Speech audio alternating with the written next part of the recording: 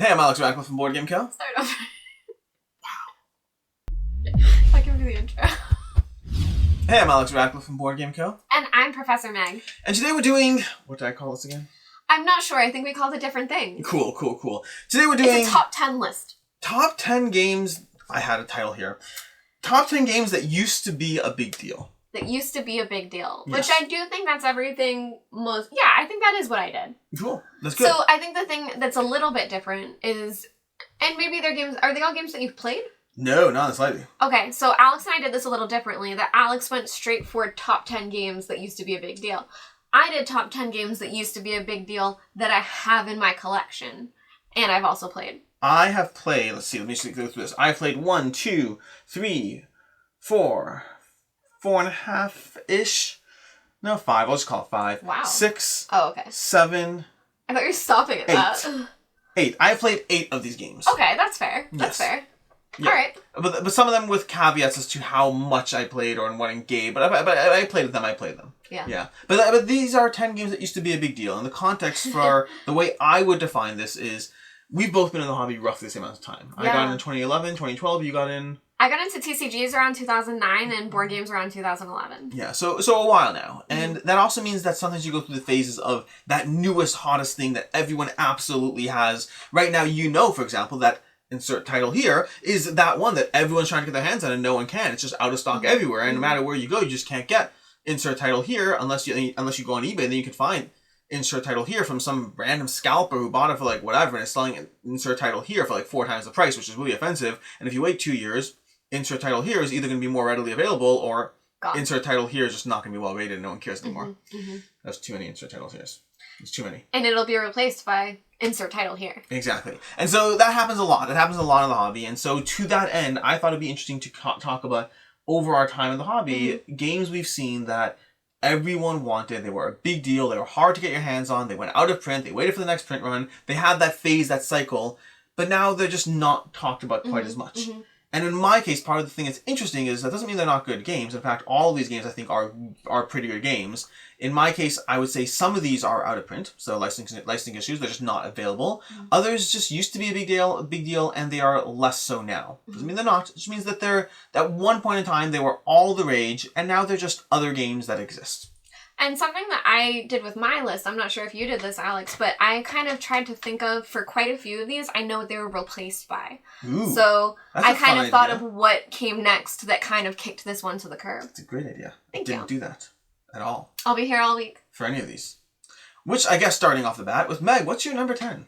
So I didn't super rank these, did you? I kind of ranked them in order of just how much I think the thing was a phase versus, like, for instance, my number 10s and 9s are more better games than just the whatever. So I kind of, like, my number 1 I think deserves to be number 1, but, like, after that, there's not a huge order. Okay, I didn't super rank mine. I think they are a little bit, but not really. There's another caveat that I was going to give, but oh goodness, I don't remember. Away. Gosh, every Caveat time we away. do these, I'm like, what was I going to say? I think every top 10 list deserves, like, 40 caveats, otherwise why even do it? Yeah. The other thing I will say is that you got into the hobby as just a hobbyist. As opposed to? So I got into the hobby first as a judge for the TCG, so more as like a worker. I had a bit of a presence, and then because of that, I started working at a game store. So a lot of my input is also based on being able to sell the game that I was working at a shop at the time, and what I saw was being purchased pretty often. Cool. Because you've never worked at a hobby shop or anything like that. No, but fairly quickly after my time into the hobby, I was already turning things into a business. And that means You've never run a business that sold board games. Never, ever. Before. Not once in the slightest, no. I realize now that I'm saying Did you forget that, you're this like... mid-conversation? Yeah, a little bit. By the time we hit 2013, 2 years into the hobby, I was already running things partially as a business, which means I definitely was very aware of just how hot and in demand certain titles were, and how much... Like, there are certain titles that just flew off the shelves. And now they're just available. I'm sorry, who are you? Alex Radcliffe from Board Game Co. I don't run a board game store anymore. Well, I still run a board game store for a fairly limited amount of time. I actually worked at 2 different hobby shops. Ready to go? Yes. Okay. Number 10. Number 10. I'm going to do this one as number 10 because I'm kind of bumping it down based on this week. So Alex is obviously at my house. This is Professor Meg headquarters. Talisman. Talisman is a game that everyone loved. There were a ton of expansions. People were always looking for the expansions. It's one that a lot of people talked about. Especially working at a game store, we had a D&D crew that would come and they all loved Talisman. It's a game that I absolutely fell in love with. It was one of the ones that sucked me into the hobby. This is one that I used to ask to play like on my birthday and things like that. And Alex and I played it this trip. How do you feel about it, man? I feel a little less love for it, which kind of hurts my heart. So there's a different game in this list that used to be my number one game, and that got replaced by Gloomhaven. And for the longest time, I had a hard time struggling with if I said that it took over. So to say my love for Talisman might be fading, it hurts. It hurts. But there's so many other games that, like, they also deserve my love. Yeah, lots of games. There's lots of games that are out there in different ways that in any number, like, it has good memories. It has good... Yeah. This had 4 editions. This is the 4th edition of the game. This was a loved game. And I love Fantasy Flight. Fantasy Flight was one of the first publishers I really fell in love with, so... Yeah. Yeah. Very into it, but not so much anymore. And this was the 4th printing, but I believe at this point it's out of print right now. Yes. I believe. Actually, I think the rights are no longer with Fantasy Flight. It might be with Games Workshop. I'm not positive. Talisman was a Games Workshop rights? I think they now have it. Interesting. I think. Intriguing. I believe. There's actually a Talisman co-op, like, quest game now as well. So I know that Games Workshop and Fantasy Flight had a rights arrangement for a while, and then that kind of went away. I just didn't realize Talisman was I think they kept Talisman. Yeah. Did not realize that. I believe. So... Talisman is here. I do still love it, but after playing it recently, after playing so many other really engaging games, I kind of understand why it kind of got pushed aside, why it's not in print anymore. Yeah. It was fun, to be clear, but it wasn't like, for me, it was fun. Yeah. That's what that sentence ends. It's understandable as fun for, like, 2012. Yes. Yeah. For me, my number 10 is a game that is also a Fantasy Flight title. Oh! Coincidentally. My number 10 is Android Netrunner. I've never played it. Oh my gosh, I played it. That was one I wanted from the shop, but I've never played it. Android Netrunner is, I believe, out of print as well. I don't know why necessarily, but they finally announced like maybe 2 years ago, maybe 3 years ago, that they're sunsetting it or whatever, at which point the price on everything went up on the secondhand market and all that. But Android Netrunner, when it first came out, was already a reprint of Netrunner. It was already a produced game, and it was an asymmetrical head-to-head LCG. LCG, living card game, that from Fantasy Flight, like they have a whole bunch of those in their catalog at this point. Yeah. But Android Netrunner was an incredibly popular one for a very, very, very long time. That it lasted, I mean, I don't know how long it lasted. It must have lasted like 8-9 years in the general cycle. Games coming out, expansions coming out, expansions. The whole idea is one person's trying to like break into the corporation and the corporation is trying to defend against it. So the way they play out, you're building these decks, but they're completely asymmetric builds. And that completely changes. To the best of my knowledge, it's the only asymmetric deck builder they have, the LCGs.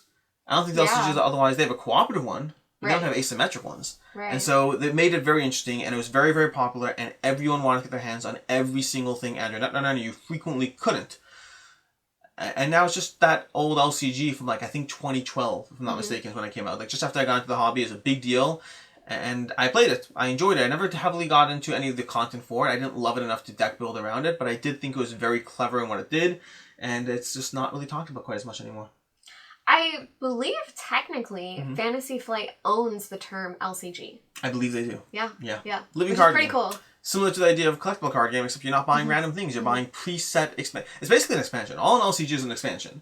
But it's an expansion that fits into the CCG model such that you can get regular release cycles and no degree of collectibleness to it. Until, of course, they don't have them and you have to buy them in the second market anyway. But at least it's more... It's not booster packs, so you know what you're getting. Right. Not randomized. Your number 9. Number 9. Okay.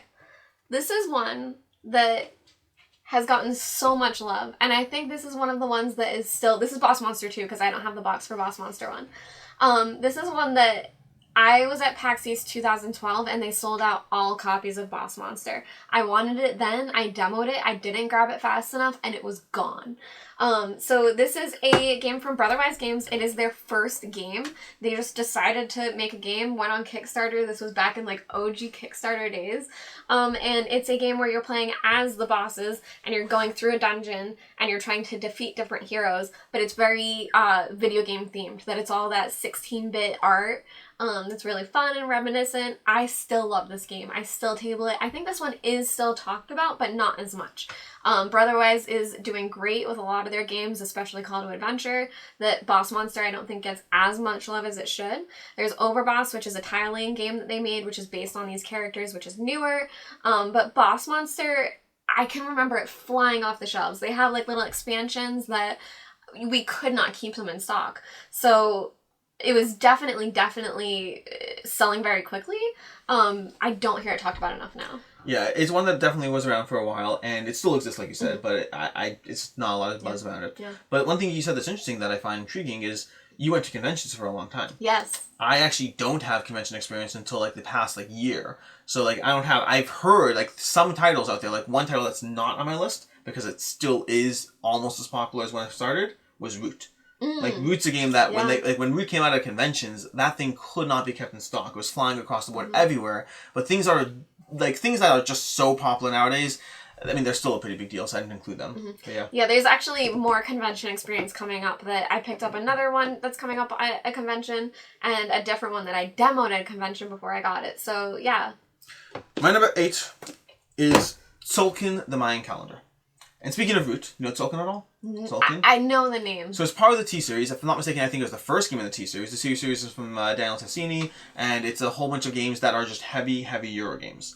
And Tzolkin is lower down my list only because it's still a fairly popular game. Like I mentioned, Root was super popular. You can get your hands on it. It's still popular. Tzolkin is not as popular anymore as Root is. I think Root is very unique in what it brings to the genre. Whereas Tzolkin it has very cool gears. That's the one with giant gears. That you put your workers down on gears, and at any point you can take your workers off, but every time you don't take them off, the gear's turning and they're getting more powerful. So it's a constant, do I want that 3 corn now or do I want 5 corn later? Like what do I want to do with that? And the combination of a well-done Euro combined with the gear mechanism made Tzolkin like incredibly hard to get your hands on. It was flying off the shelves everywhere. No one can you couldn't get it. People were trading copies of Tzolkin for like 3-4 times their value. It's just like, oh, I have Tzolkin. I'll go ahead and I'll take one copy of Eclipse, one copy of Terra Mystica, hand those over to me, and it's like 4 times the price. And people could do that because everyone wanted to get their hands on the hottest Euro available at the time. Now it's readily available. This is from CG, if not mistaken, Czech Games Edition. And they have expansions to it, and the T-Series has since expanded significantly to having a ton. I don't know if Tzolkin is actually officially part of the T-Series. Because the T-Series, I think, is board and dice. Maybe it's not part of the T-Series. It might not be. But it starts with a T and it's a heavy Euro. So it's my T-Series.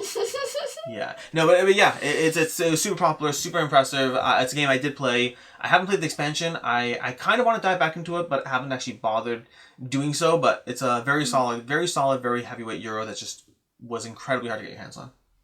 I do wonder as well, speaking of conventions, PAX has a game library that I wonder if some of these older games you may be able to play through the library or something like that if you are going to a convention. You're number 8. Number 8. It's a nice little one. It's Fluxx. Fluxx was one of the first games that I really got into. It's a very simple game.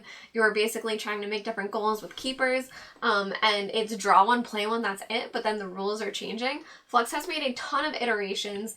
They're still coming out with these. We've talked about what's in print and what's not. I feel like Fluxx does not get enough love anymore. I think it's so fun. It's a good entry gateway game. I think it's something that you can take anywhere, that you can play at like a brewery or at a restaurant or at a party. Have you played Fluxx? I believe I've played Fluxx at times. It's the make up the rule one, right? You're constantly adding rules to play. Yes. And so you're like, oh yeah, whoever has these 2 yellow cards wins. Okay, great. Now whatever happens here wins. To phrase it better, the rules are in Fluxx. Oh, that's cute. That's the name of the game. They have a million versions. They have Fluxx Wizard of Oz. They have Fluxx this. They have Fluxx that. Cartoon Network. Yeah, they have a lot of Fluxxes. Cthulhu Fluxx. Pirate Fluxx. Zombie Fluxx. I love Fluxx. This is one that's very affordable as well, so if you guys want to pick up things that are gifts for your friends to just get them into the hobby. What's the practical difference between Fluxx and We Didn't Playtest This? What's what? We Didn't Playtest This versus Fluxx. We Didn't Playtest This, I would say, is much lighter. Interesting. This is actually like kind of set collection. You're getting these keepers to try to meet different goals, and if you play your goal too soon, then it may not match your keepers later. It is a bit strategical. Gotcha. It is a bit luck based, on what you draw and stuff, but you can definitely manipulate a lot. That it is cool, because I remember I played Fluxx a long time ago, and then you showed me we didn't play this either, and like much more to this. They were reminiscent of the same genre of just chaos. Yeah, I think this one it's not too bad, not too much chaos. There are definitely things that change in the game that can frustrate you, but you can still plan ahead and things that makes like sense. They probably playtested this one. Anyways, my number 8 is, and this is this is from WizKids. This is Star Trek Fleet Captains. Okay. I don't know if you've ever seen it. Giant box. It's a giant box. Star Trek Fleet Captains, and I think they even came out with another theme of the same game. I don't remember which one it was. But Star Trek Fleet Captains was a giant Star Trek game that has like you playing as these Star Trek fleet captains going across the universe. This is one of those halves I had in here in the sense that I played it, never finished the game. I wouldn't want to play as Red. Oh yes, exactly. Have you ever seen that meme about like a stormtrooper shooting at a red shirt? No. You ever seen this? No, but I think that'd be hilarious. It's a stormtrooper shooting at a red shirt. It's like, who dies? What happens? This game, Star Trek Fleet Captains, I played half a game of it because we just didn't bother. I played with my wife. We didn't bother finishing it. It just, we couldn't get into it personally. That's hard. No, you didn't finish the gameplay? Yeah, we couldn't. Wow. We weren't invested in what was happening at all. To be fair, neither one of us are Trekkies in any sense. We don't like the theme. We don't care. We don't care about the theme. We didn't have any association with it. And we just tried getting into the game and it just was a lot and didn't feel... I don't think where we were. We got it early on in gaming. I don't think where we were ready for that game. It is well rated. It is well loved. And the bigger part is relevant to this list. It was incredibly popular. It was incredibly hard to get your hands on it. It was incredibly, everyone wanted to get their hands on the copy and they get the game. I think it came out, if I recall correctly, it had multiple expansions, like Star Trek Romulan Empire or Romulan Fleet or whatever it is. They have expansions to it by now. But it was very, very hard to get your hands on anything to do with it at the time. And again, now it just exists. It still exists. It's still I think it's in print, I'm not sure. But it's just no one cares quite as much as they used to. That makes me think, and this is not one on my list, and I wonder if it might be on your list. Maybe. But a game that I was definitely too young of a game player for, that I couldn't enjoy it as much as I should, and we've talked about it, that I think we should play it again, is Seasons. So, fun fact about that, Seasons was not on my list, but it was on my short list. Yeah. There's 2 games that are on my short list that I don't know if they're on your... Well, the other one might be on your list, I don't know, but yeah. Yeah, Seasons I didn't even think of for this, but that's one that I enjoyed, and the people I was playing with didn't as much, but I think a part of it was just how young we were as board game players. Another one with those, which I don't think you would have done, is Ashes. We played Ashes before the Reborn one. Yeah. We played the old Ashes, and I really loved that one, but I think it just wasn't doing well with my game group. Yeah, and with that one being Reborn, that one actually has more interest temporarily. Yeah. Yeah. Yeah, but I'm interested in trying out the Reborn. I really liked a few of the characters. I really enjoyed it. I just I haven't gone back into it. Yeah. Do you know 7 or 6, whatever we're up to? Whatever we're up to. This is one that I came up with what replaces it, which I think is very fun. This is one that is much loved. You can still pick this up. People are still playing this. The Resistance. People are still playing it. You can still get it, but I don't think people are talking about it as much. And I think this was directly replaced by Blood on the Clocktower. I think something like that gives you a lot more player powers and things like that, a lot more personal things that you can do. I do feel like, and not to say I would replace it, but I feel like that's something that people are. It's okay if you like it. For context, I didn't love Blood on the Clocktower. I love okay Resistance. If you like it. I think I would play the Resistance over Blood on the Clocktower, especially based on player count. This is better at a lower player count, which is what I usually have if you have like 6 to 7 people. So in the Resistance, it is a hidden information game where there are spies, and the spies are basically trying to fail missions while everyone else is trying to figure out who those spies might be. And that's pretty much all there is. A lot of it is just table talking after that. It's a very much heads up kind of game. I love it. I absolutely love it. Have you played Avalon? No, I haven't. You just played this one? Yes. We have to play Resistance Avalon. Okay. At some point. So maybe this was also replaced by that. But I feel like, of anything, I hear a lot of people talking about Blood on the Clocktower, not really the Resistance anymore. Blood on the Clocktower is the new hotness in the genre. For me, I like Avalon. I replaced Resistance with Quest, which is a newer version of it, and also One Night Ultimate Werewolf, which I like a lot. Yeah. I played One Night Ultimate Werewolf Legacy. Had a terrible experience. We're not going to talk about it. They don't... Not Legacy. Isn't the campaign version. 1 week Ultimate? I don't remember what they have. The Legacy one isn't One Night? Is it One Night? Maybe not. I don't know. It might be. I just don't know. I only played it once and had a horrible terrible time. Version. Yeah. My number 7 is another... Is it Fantasy Flight? I don't even know. Let me know. XCOM the board game. I don't know. You don't know? XCOM, 1 second. Is XCOM the board game Fantasy Flight? I do love that we were around the hobby at the same time, and I don't think Alex said this earlier, but we picked games that are all 2015 or prior. So these are all within that certain date range of, I mean, some of these are older, like Talisman, but we only have a certain date range to work within, and we haven't crossed over on games. We're going to cross over at least once. Okay. XCOM the board game is one that is Fantasy Flight. It is Fantasy Flight indeed, so that's another Fantasy Flight title. But XCOM the board game was a big deal when it came out, and I think not necessarily a big deal in the typical sense. It was a very, very big deal for a different reason. This is actually one of the few exceptions on my list. It's not that it was super, super popular and no one could get their hands on it, but it was an incredibly big deal once upon a time because it was one of the first, if I'm not mistaken, it was the first popular game that used an app.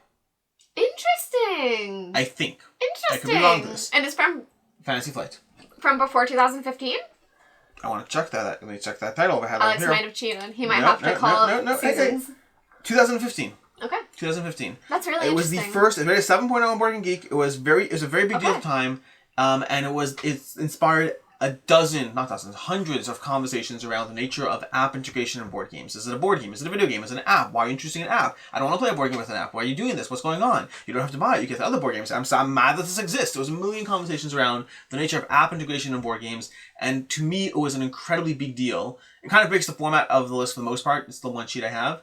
Because technically, if I'm going this way, I could probably pick iconic games for different reasons. But in this case, this was a huge deal at the time that came out, and everyone was talking about it. Everyone was invested in the conversation around app integration of board games. It did so okay, in my opinion, not great. But yeah, this is one that was a big deal. And now app integration of board games is left, right, and center. Not in any way so much that people have to be worried about their hobby being hurt. If you don't like it, you can avoid it and never have a problem with it. Mm-hmm. But if you do like app integration, there are a handful of games that come out a year that utilize it in a way that utilize it to different degrees with different degrees of success. It's still a sensitive topic, but it's one that has been very much. XCOM, I think, was the groundbreaker. No, the icebreaker. XCOM in some way groundbreaking. That's the word. Thank you. XCOM was groundbreaking in the sense of what it did and the Pivotal. conversations that ensued. Can we tangent for a second because we're on Board Game Club? What's your favorite game that has an app? Destinies. Okay. I haven't played Destinies yet. Yeah, Destiny's not even a question. I guess I have to think through others, but the only game I can think of that utilize, I mean, you could argue One Night Ultimate Werewolf, because like that does have a little app in the middle. There's even ones like Mansions of Madness. Yeah, Mansions of Madness does use an app, but that's not my favorite game. I would say maybe My Father's Work, but I haven't played enough of it yet. So the one that comes to mind for me that I absolutely love is Chronicles of Crime. Chronicles of Crime. Being able to look around the room, I love that. Fun fact, you guys, we both picked Lucky Duck games. Yeah, that's true. That's I didn't realize. They're Thank good. you. They're good at that app integration. Yeah, they are. They really are. In any case, are you excited about the Destiny's relaunch? The expansion coming? Yes. Destiny's I haven't played it yet, but yes. Yeah. We should play it. I think that was one that we were planning to play. I'm getting a copy. And try. I'm getting a copy. We'll talk about it. Yeah. We'll talk about it. It'll be a thing. Number 6. Number 6. I'm going to go with this one. Alright, and my number 6 is Sentinels of the Multiverse. This is just an expansion box. This is actually not even what's in this box because I have the big collector's box for Sentinels. But Sentinels of the Multiverse is a game that I feel like has had huge hype and buzz for so long that now no one is talking about it. This is one that I was playing forever. This was one of the only... I don't back many Kickstarters, and this is a Kickstarter that I backed for all of their future expansions.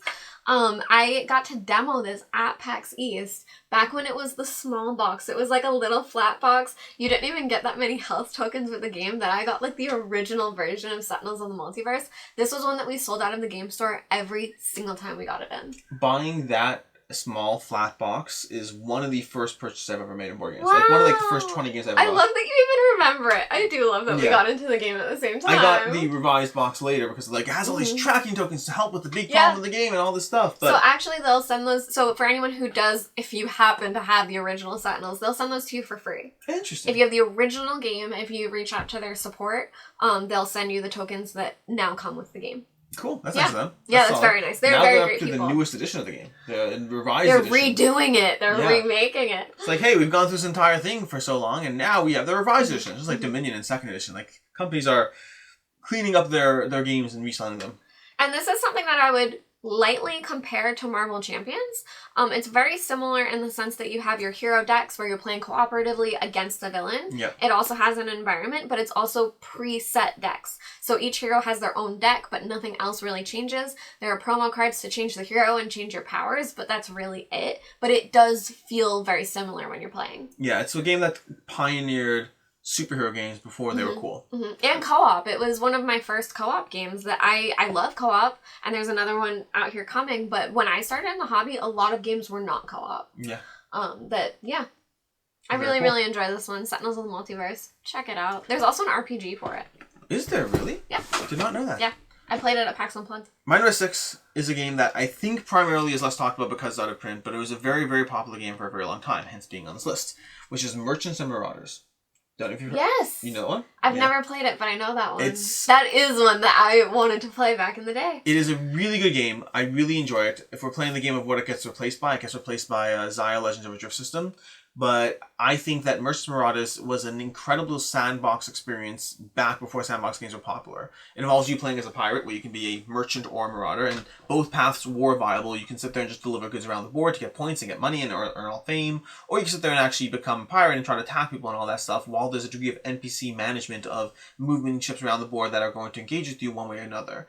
I really enjoyed the system. I thought it was incredibly well done. It also took like 3.5 hours to play the game in general. It was a long game to play, but it was so epically satisfying when you did, and it was incredibly, incredibly popular once upon a time. They came with an expansion, and then at some point they just went out of print, and I haven't seen anything about it since then. I think it's kind of just left the public lexicon because of just being out of print, but it was an incredible game, and once upon a time was very popular. Now I'm curious, Mr. Board Game Co. Yes. Do you know how much it retails at now, used? If you're trying to pick it up? Oh, I mean, I'd have to look up the most recent pricing. I've seen it go for like $100, but I don't know if it's the current market. That's fine. There's one coming up where I'm still trying to grab expansions for it, and I'm willing to pay like up to $150 per expansion. Yeah.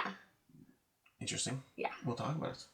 Okay. In fact, number 5 for you is... Okay, wait. I kind of want to reorder these a little bit. Dun, dun, dun, I do dun, feel like some of these I'm picking that are still a bit in circulation and popular, Yeah, and then I feel bad calling them out to be like they're not talked about as much. So that's how I feel about Tzolkin, which is definitely still popular, as well as arguably one more on this list. There's one more on this list that I think is still very popular, but it was super popular once upon a time. So, we'll bring out this baby, Ascension. Ascension is made by my guy, Justin Gary. He was a Magic the Gathering player, decided to make a board game. He made a deck building game. This is the first deck building game I ever played. This is the one that I referenced about the convention. That I got this at PAX East in 2013, and I picked up everything I possibly could at the time, and I have not stopped. So Ascension is it's a deck building game. You're playing against other players. That's basically it. There's a central market board that you're buying from. You're fighting monsters that are in it. You're acquiring cards, but there's not much else going on. So I feel like Ascension definitely has been I don't want to say replaced, but overshadowed by games like Dune and Arnak and Paladins, where you have deck building, but you also have something else going on that you can do extra. I also think there are other deck building games that are a bit stronger now. But this one I still love. It is one of my favorite games. I will pick this up at any time, and it's actually a game I showed to you. Yeah, Ascension and Dominion back in the day were super popular deck builders that both came out. Both of them still going strong with expansions, but both definitely had a moment in the sun where they were like the deck building games. And like you said already, now there's so many deck builders. In fact, I have at least one more coming on this list. But tons of deck builders out there, tons of opportunities to explore the genre in so many different ways that these two, which were once upon a time the deck builders, are now just deck builders. And something kind of nostalgic is Ascension came out with their 10th anniversary last year, their 10th anniversary edition. But the other thing I will say is Ascension, there's now Ascension Tactics, which is a miniatures game. You're still using cards. I've only played it, I played it on Tabletop Simulator like a year ago. I think there's deck building as well. I don't know. I don't think you're preset with a deck. I think there is deck building in it, and you're also skirmishing with miniatures on a board.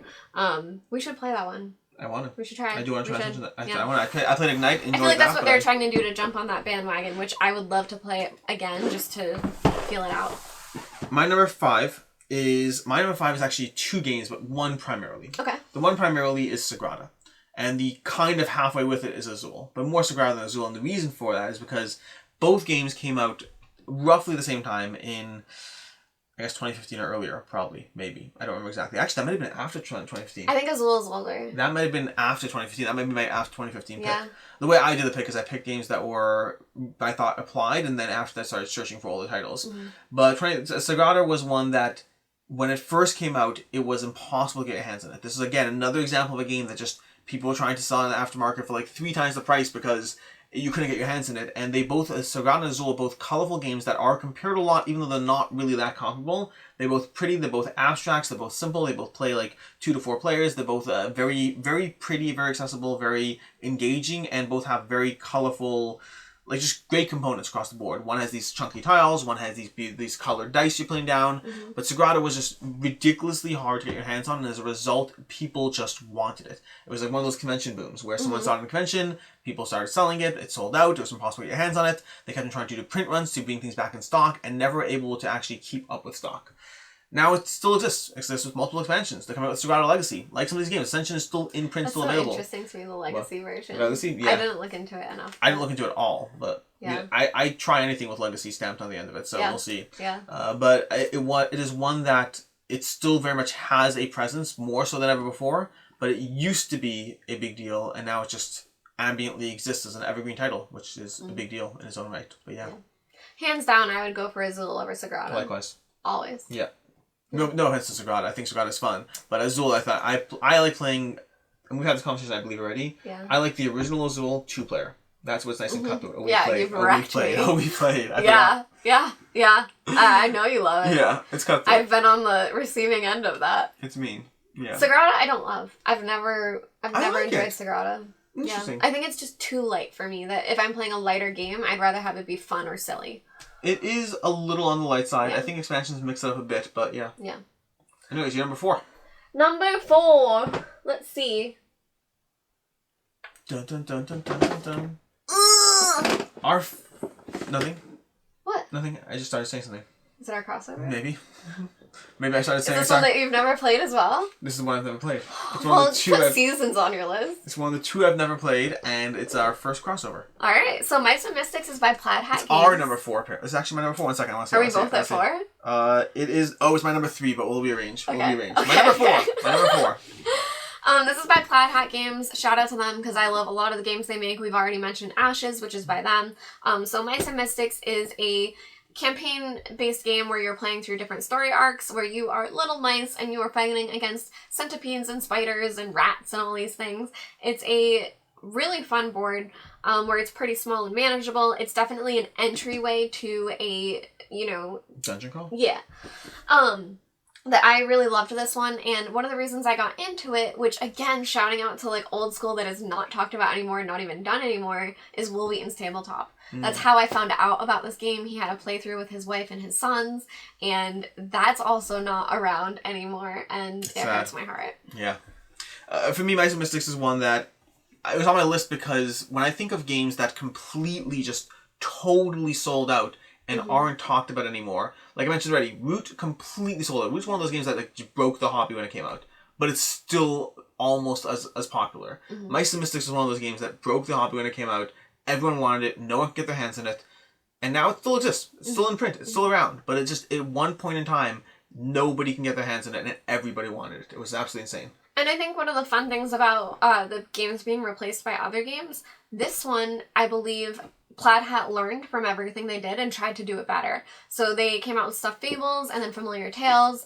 With Stuffed Fables, it's now a book instead, so it's a lot more accessible. The miniatures are a bit better. That you can see a growth of a company as well through the different games, which I think is really fun.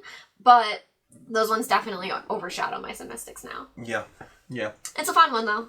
I've played it. I haven't played a ton of it. I want to say through the scenarios I've played through like 4. But it is very cute, very adorable. I guess we'll shift the order now. So we're going to go to my number 3. My number 3 is Dark Moon. Have you played Dark Moon? No. Have you played Battlestar Galactica? No, but I played Unfathomable. So there's Battlestar Galactica, then Dark Moon, then Unfathomable. Dark Moon is based off of a game that was a print and play where somebody came up with Battlestar Galactica, the dice game. They basically wanted the gameplay of Battlestar Galactica, which is similar to the gameplay of Unfathomable, but they wanted it in a shorter game. And so they made up this dice game that was called Battlestar Galactica, the dice game, that eventually was picked up by somebody else, but they couldn't have Battlestar Galactica, so they just called it Dark Moon. Dark Moon was a game that was super popular because it was based on an already popular print and play that everyone loved, based on an incredibly popular board game, and it just completely was just sold out almost right away, incredibly hard to get your hands on it, and it basically took the Unfathomable or Battlestar Galactica experience and made it like only an hour. It didn't give you the full experience either. That's the downside. There's always a trade-off. If you're not getting the 3.5 hour long experience, there's a reason why not. But it was, to me, it was the best combination of trying to get that experience while also giving you a reasonable game time and not nearly as much rules overhead. I thought it was an incredible game, and it was just, when it came out, it was just selling off the shelves like hotcakes. I believe they have an expansion for that as well. I never played the expansion, but Dark Moon. And you don't have it? I don't have it anymore. But you did? I did. And you thought it was incredible? Yeah. I get rid of incredible games all the time. I want to try it. We can figure out a way to get a copy of it. It's good. It was very good. It gave you the problem is, like, I don't play those styles of games as much anymore. But it was very good, and it gave me that experience in a shorter time frame. That's why I kept it. I want to try it. Good, you should. You kind of sold me on this one. It's called Unfathomable: The Dark Moon Experience. Okay. No, not really. But yeah. You're number 3. But it will be. You're number 3. Number 3. This was the one that I mentioned has been my favorite game for so long. Arkham Horror. Arkham Horror was one that everyone was talking about. This was my very first board game I ever played. And that's how I got talked into playing board games when I was like, I'd rather play Magic. So this is a co-op game. You are playing as investigators. You're fighting against Cthulhu and all of his baddies and stopping gates from opening and closing them. And it is very chunky. It's a table eater for sure. It's very big. There's a lot of rules. The rules aren't written the best, which I think is another thing to talk about age with Fantasy Flight, that they've definitely learned from it. But I absolutely love this one. And this one I particularly want to talk about because I believe it was replaced by Arkham Horror 3rd Edition. They made a new edition of this. This is no longer in print. And I don't think it did it as good of service. I think this also got replaced by Eldritch Horror. Yeah. That's one that a lot of people prefer over this. That I think there are a lot of things that Fantasy Flight still did good with they call it their Arkham Files series, all of the Arkham games now. That this kind of, I feel like Arkham Horror 3rd Edition got overshadowed by things like that, the LCG, Mansions of Madness. So I feel like Arkham Horror as a game does not get as much love as it should. Definitely not. But this one's out of print, so it's not what it was either. I prefer the 2nd edition to 3rd edition. They're very different, especially with the map. Yeah. I'm honestly sad about this one and about how it got changed and replaced. When was the last time you played this one? I played it last Halloween. Because I played past this... October. I played this in 2011. That's the last Actually, time I might have played it for Valentine's Day. So I played this in 2011, back when I first got into games. And I didn't love my experience of it. You played it in 2011? That was the last time? Yeah. Yeah. Oh, I'm so excited. It's the only time. I'm so excited. It's the only time. I'm so excited to play this Well, with you. I could run it without reading the rules. I want to play it because part of the problem with Arkham Horror for me is the one play I had of it was run by somebody who wasn't fully on top of the rules. It was before I was the one who was in charge of games and running everything. It was like when I was starting to get into the hobby in the first place. And the combination of both the fact that it was one of the first games I ever played when it probably shouldn't have been, and having not the best ease into it, meant that I had an okay time. I didn't not like it, but I was like, that was okay. These other new games I'm finding, those appeal to me more. And so I never continued playing it. But it's one that I would love to dive into, if only to be like, yeah, I tried it again, and either it worked for me and was great, or not. Your love of it over 3rd edition is a commonly held belief. Yeah. Many people prefer 2nd edition to 3rd. A lot of people love Eldritch Horror. Yeah, and Eldritch Horror really took a lot of attention when it came in, because it gave you that Arkham experience, abstracted to a degree, but in half the playtime. Yeah, which I didn't love. I didn't like Eldritch Horror. I've heard the expansions change it. I actually have an expansion now, but I haven't tried it yet.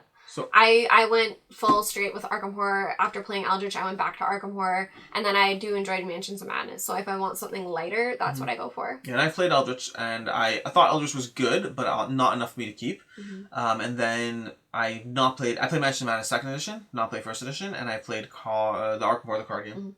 It is funny, you asked the last time I played this. The last time I played Arkham 3rd edition, I couldn't tell you. I could not tell you the last time I played 3rd edition. You still own it. I do still own it. And you're going to play it when? Cool. You know? Another time. I think it would be a blast to play this one with you, though. A little bit about my first experience, I played with someone who is a Magic judge, and he is great with rules. He knew all the games. He loved this game. He had it set up when I showed up, and all that I had to do was learn the game as he was walking us through. He let me do all of the dice rolls for checks, and he let me read all of the Mythos cards, which keeps you in the story and really pulls you in. So I had a lot of fun reading all of the texts and kind of understanding, because of what he was handing me, how the game worked. Nice. It was really fun. I remember the portals, I remember the mythic decks, I remember the investigators, I don't remember. I remember collecting clue tokens. Yeah. Number 2. My number 2 is, oh my gosh, my number 2 is popular.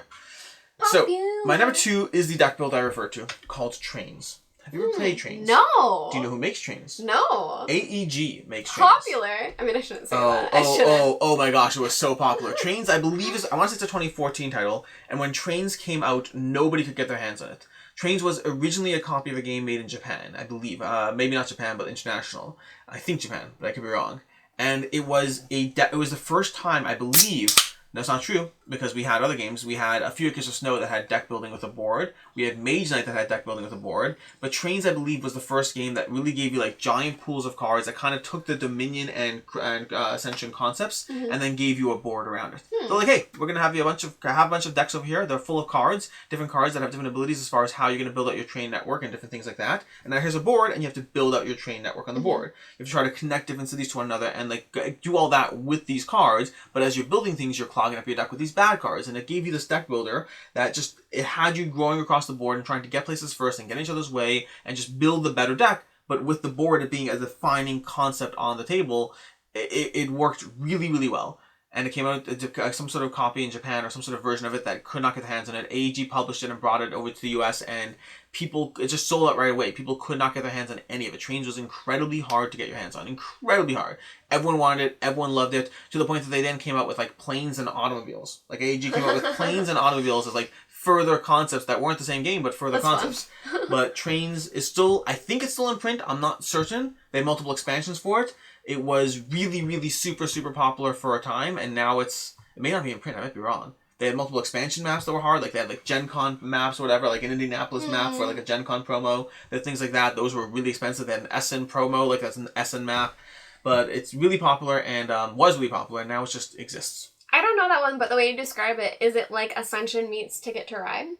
Where you're placing on a board as well? Are you placing trains? Yeah. Well, you're not placing trains. You're placing tokens down, basically. You're connecting. You're placing, yeah. It should be trains. It is Dominion meets Ticket to Ride. Yeah. It's nice. Really, there's a lot of fun. I played it. I really liked it. Had it, got the expansions, and eventually we just went back to other deck builders. I think the concept was novel, but the execution, I think other deck builders did the actual full-on execution a little better, to the point that they lasted, where Trains was novel and really popular, but didn't last quite as well. Mm-hmm. The thing I think that's really funny, because I'm about to grab my number 2, is that, and I haven't completely been keeping track of yours, of what the publishers are, but I have 2 Fantasy Flights, a plaid hat. I'm about to grab another plaid hat. Interesting. I had Fantasy Flight, right? Android Netrunner XCOM Fantasy Flight. I had Mice and Mystic plaid hat. Trains was an AEG. Mercenary Marauders, I don't know who it is. Star Trek Fleet Captains was WizKids. Tzolkin was CGE. A lot of popular people there. Plaid Hat Games also made this absolute beauty, Dead of Winter. This is one you can still pick up. I highly suggest it. This is one that I think suffered from pop culture.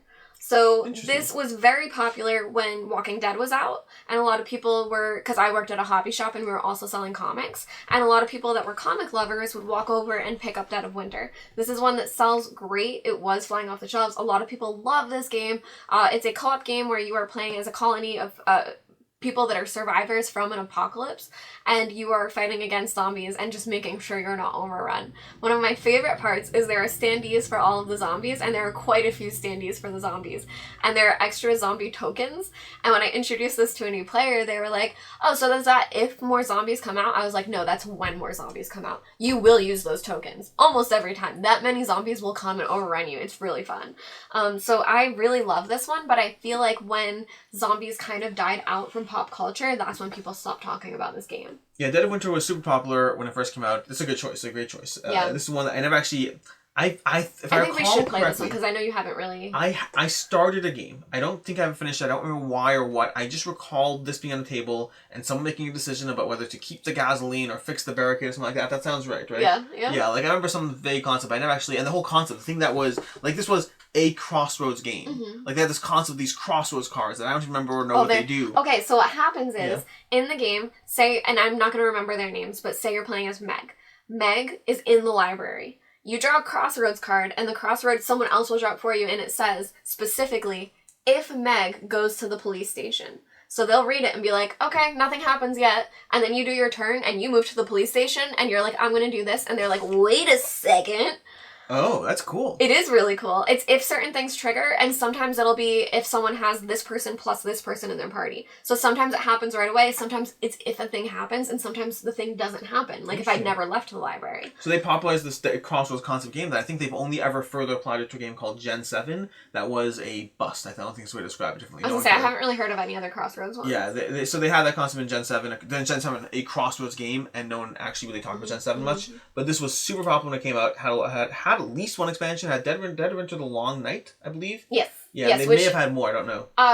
There's the Long Night and there's the Colony one. It could be, don't know. It's where you can play like groups against each other. Warring Colonies? Yes. The thing I'll say about the Crossroads is you're drawing it every turn, so it often doesn't happen. That this is one of those games that has given me those like, whoa! And like everyone's screaming and something happening in the game that it's like, this happened to happen with that, because sometimes it's like, if you kill a zombie in a certain location and then something crazy happens, it is really exciting when the thing happens. It's cool. Yeah, That's very cool. fun. Yeah, I suggest still picking this up if you can. I think it's still in print. I think. My number one, about, 25 minutes and one camera battery recharge later. Oops, we're back. But it happened right before our number ones, which I think is perfect timing. Perfect time. Made you wait for it. Actually made us wait for it. You're not waiting very long at all. My number one is a game that, when it came out, was completely impossible to get your hands on. There was so much buzz. There was so much hype. It was doing something that just was really, really in demand. It was doing cute chibi miniatures in a way that was just wanted. Like cute chibi miniatures. Like really cute chibi miniatures. You know what the game is? I don't know. I think I might. What game is it? Is it Crossmaster Arena? No. So close. Is it Arcadia Quest? Super Dungeon Explorer. Okay. Do you know Super Dungeon Explorer? I do, but not either of the ones I thought of. So Arcadia Quest was actually on my shortlist. I debated doing Arcadia Quest too. That one was a big one as well. But Super Dungeon Explorer came out, and it was from Soda Pop Miniatures, I believe, or Ninja Division. Ninja Division, maybe? Well, I don't actually know which one's which. Uh-oh. Yeah, one of those two companies or something like that. But whatever it was incredibly in demand. Everyone was trying to get their hands on this game. It came out in retail. I remember watching Rodney Smith. This is my first experience with Rodney Smith. Oh, yeah, my first game. I love that. I got the game. This is back. If you watch his original games, he wasn't doing a how to play. He was doing a literally watch it played. The original watch it played was like him going through like 20 games of like, I mean, he played Mansions of Madness. I watched him play through the Lord of the Rings LCG, and that's how I learned how to play it 10 years later. He had some snarky funny bit in there that was not, like, he doesn't do that anymore, but I remember he had a bit about, I can't remember what he did. He did something funny in that video, in the Lord of the Rings video. I don't know. It was a whole playthrough, so I watched multiple ones. Yeah, but I'm saying as he's finishing off one, he does something funny. I can't remember. Either way, he really, he used to play through games, and he played through these with his kids, with Luke and... I apologize, I don't remember the other one. But he's playing through Super Dungeon Explorer with them. I watched him go through this to learn the game, to figure out how to play and all this stuff. Like, really, really doing, it was insane. And I was so excited for this game, and I got the game, and we didn't like it at all. It wasn't for us. But yeah, it's a very anticlimactic ending. But it's a game that was generally well rated, generally well liked, and was incredibly, incredibly popular when it came out. It had multiple expansions, and nowadays no one talks about it. I don't know why that is. I don't know my video calling getting up. Let's go ahead and end that over here. You can do it if you want. But it was incredibly popular and just hard to get your hands on now, or not hard to get your hands on now. Just no one talks about it or seems to care anymore. They had a few other Kickstarters around it for other options, but yeah, that's where we are with that one. That's number one. You're number one out of all of those. Yep. I don't know if I would have made that one number one. Ooh, the reason I made number one is because of the contrast between how popular it was and how little it is talked about. How far it has fallen. How far. Like other games like we talked about, like Mice and Mystics, still a popular game. To a degree, like lots of these games are still in some way, shape, or form liked and talked about and respected. And Super Dungeon Explorer, I just don't hear anyone caring about it at all. Yeah. Number one. My number one is a game that I love so much, near and dear to my heart. This is a different one, not the original one. This is Small World of Warcraft. I just grabbed this one because it was the top one, but Small World. Small World is one of the first games that I played again. It's by Days of Wonder. They make games like Ticket to Ride, Five Tribes, and Small World is you are playing as different fantasy-based factions, and then they also get abilities, and they're all randomized, and they're tiles that you can take, and it's area control, where there's a board of different regions, and you're trying to take them over with all of your tiles, and then there's a mechanic in the game where you go into, decline. And you flip your things over, and then you kind of control 2 factions at once. And the in decline will score for you, but that's it. But the active races you can use to then, conquer more areas. This got me into gaming. This is one of the ones that I loved. I would ask to play over and over.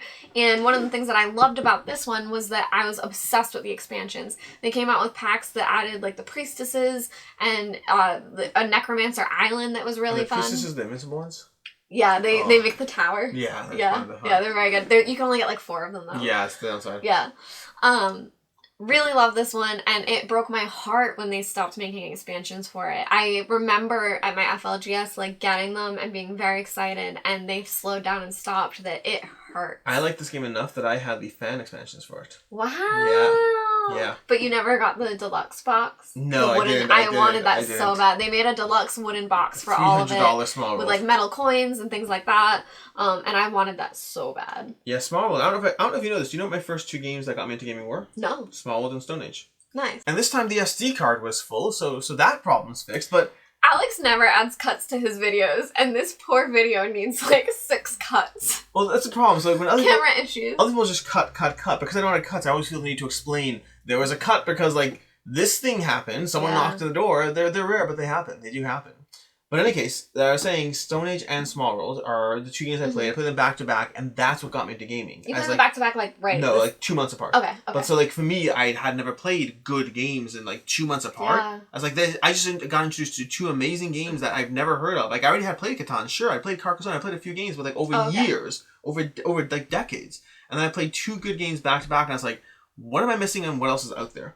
And I started looking. That's so fun. And one of the first things I did is I went to Cool Stuff Inc. and I bought every expansion for Small World. I was like, they have expansions for this game? They have things and more races? I bought every single thing. Small World Underground, Small World Realms. Actually, Realms didn't exist yet when I got into it. I thought you hadn't had Underworld. I had what? I never played Underground. I bought Underground. I bought Underground. It doesn't integrate as cleanly as the other contents. It's more of an adjacent one. So I bought Underground, and I bought, I think Realms, it looks like you have all the new ones. You have Realms, Sky Islands, and River World. Yes. I got out of Small World before they did Sky Islands or River World. I stole into it when they did Realms, and I had all the other expansions. Be Not Afraid, Damsels or Dames, Great Dames, my God. I have all of those. They're in the boxes. You can have like leprechauns. Yep. The Necromancer Island. Did you have that? Yep. That expansion. I never played that, but I had it. Well, you gotta play it. I had the Tales of Small World. I played with those. The cards. Yeah, that's the card. Yeah. Right Yeah. I saw that. I had the whole thing condensed into one box back once upon a time when I was able to make all that work. And it was a great game. I got out of it eventually. Got out of it before they did Small World of Warcraft. Well before that. But it was one of my first intros into gaming. And yeah. I really love this one. I think it's one that is also for what happened with you, a gateway game. It's a very good entry game that I think this is why a lot of people loved it, that it was getting them into gaming. It's great. I love this one. Yeah, I love Small World. One of my backup picks, the ones that didn't make the list, was Five Tribes from Days of Wonder. Mm-hmm. Yeah, that was also a big one. I still have that one. Still solid. That one managed to hold strong for me, but yeah. Yeah, Five Tribes and Seasons were the 2 that I thought you would pick. Seasons I came very close to. I actually was not on my list at all. I thought for sure Five Tribes. So, and as I was putting together my list finally, I was looking around your room, I was like, oh, I should put Seasons on the list. And I looked at my other titles and I was like, you know what, I think Seasons is going to not make the cut, but it was close. Yeah. In any case, that's it. These are the 20 games, plus a few random callouts of games that once upon a time were very, very, very much a big deal. And some you can't find, some you can still buy, some are in print, some are still popular, but just not as popular. But they're all over the place. The hobby constantly moves and changes. Games come out all the time. Games are talked about. Games are hyped. But every single year... Do you know how many games come out a year? No. Do you want to know? Sure. It's like 5,000 games come out a year. Is that for sure? I feel like there's got to be even more that somehow miss. I guess, is that globally? So if you're using Board Game Geek as the catalog of games, it's roughly 5,000 games a year. That makes sense. And even if you filter down to like well-rated, well-liked games that in some way have a degree of following, like do you know how many still come out there? It's like 500 plus games a year that are like have an actual following and actual presence. I believe it, because even just how my collection changes and my favorites change. We talked about top games in a different thing, and Dinosaur Island used to be one of my top games back in 2020, and by now, it's really not. It's just so fast. Like, you'll never keep up. 500 games a year, you can play a new game every single day for the rest of your life and never play other games, and you still would not keep up. But you can play more than one in a day. Yeah, well, I do. Right now, I'm on the challenge. But like, we're in a very specific position where we're able to justify playing more games. For the most people, and again, I still can't keep up. The idea, and many people, they're like, I get 10 games a year. They have to pick 10 games from 500 games. That's rough. That's tough. Yeah, that's even rough. If you're picking 50, it's still tough. I think I could do 50. I'd have to try. I'd have to figure it out. Alright. In any case, this has been the list. I'll go ahead and link to Meg's channel down below, and we'll go through all the other stuff. I don't know what I'm talking about. What am I even saying? I don't know what I'm saying. We'll go through all of the stuff. Other videos. There will be other links. There's Camp Co-op. You can check us out on Twitch. Yeah, shout out to Twitch and all that stuff. In any case, and until next time, I'm Alex Radcliffe from What Do You Co. I'm Professor Meg. And I hope you have a good one. Bye.